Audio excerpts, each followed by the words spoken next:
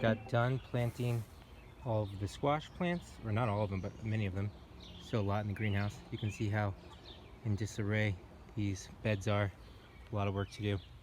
Right now we're battling out animals. Does anyone know what these weeds are, or what these plants are? These flowers are beautiful. Anyone know what they are? Let me know. Let me know in the comments if you do know. But yeah, it was kind of funny. I was planting these squash plants, and yes, they are too close together.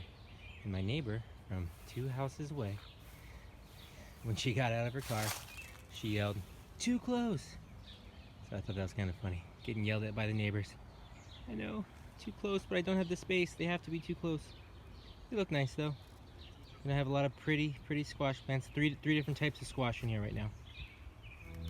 We'll see how that goes.